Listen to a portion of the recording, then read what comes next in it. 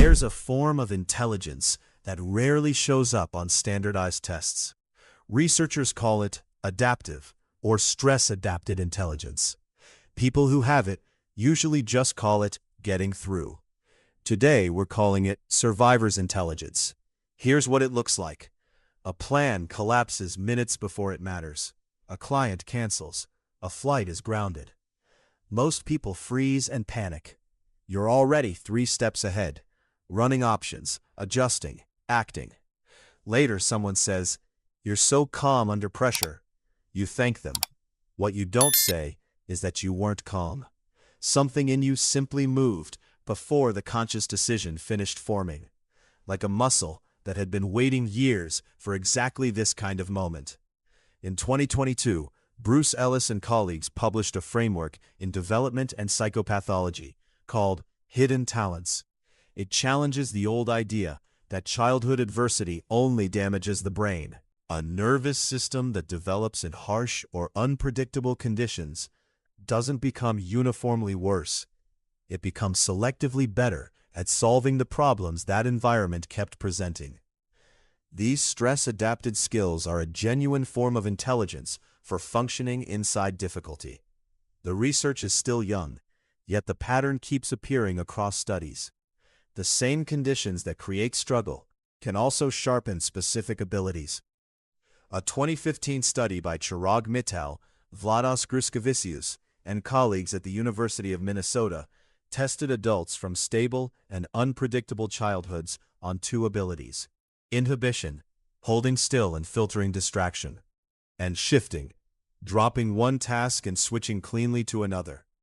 Those from unpredictable childhoods performed worse on inhibition, but better on shifting. The advantage appeared mainly when the environment felt uncertain. In calm conditions, it mostly disappeared. The intelligence is conditional. It activates when the ground starts to move, which is why many people who carry it feel sharp in crisis and oddly flat on a quiet day. Here are 10 signs. Sign 1. You read a room before anyone speaks. You walk in and within seconds know who's upset, who's pretending, and roughly what happened before you arrived. Research by Seth Pollack showed that children raised around volatility detect anger in faces faster and from less information. That sharpened perception often remains. Sign 2. When a plan dies, you're already on the next one.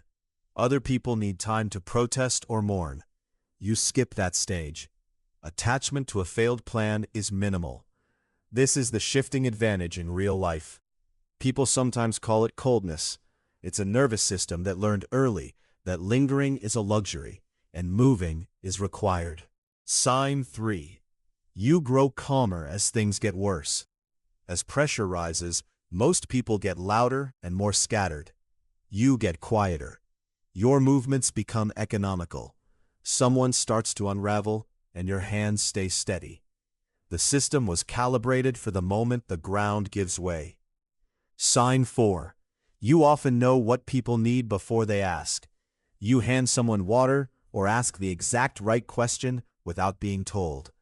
In an unpredictable environment, anticipating needs was a safety strategy. After enough years, the program runs automatically in work, friendships, and relationships. Sign 5. You make limited resources stretch. Give this person half the budget, half the time, and half the team, and they still deliver something real. Scarcity taught substitution and improvisation that abundance never has to teach. Sign 6. Your memory prioritizes differently. Birthdays and names fade. The exact change in someone's voice years ago, or the feeling in a room the night before everything shifted, stays vivid. The brain aggressively stored anything with warning value and let the rest go. Sign 7. You distrust good things that arrive easily. Success often produces a quiet tightening instead of simple relief. The first thought is, what's the catch? In an unpredictable environment, good news was sometimes the setup for the next disruption. Sign 8. You learn fastest when there's no way out. With 6 weeks available, progress is slow. With 2 days and real stakes, a new skill appears and gets delivered. It's a pressure-calibrated learning system that allocates more resources when the cost of failing is high. Sign 9. You can become whoever the room requires. Different versions exist for family, work, strangers, and people with power. The switches happen with little effort. Its range developed by moving between environments that ran on different rules, where misreading those rules carried real consequences. Sign 10. You always know where the exits are, literal and figurative. The door in the restaurant, the money needed to leave, the friend who would answer at 2 a.m., the quiet contingency plans.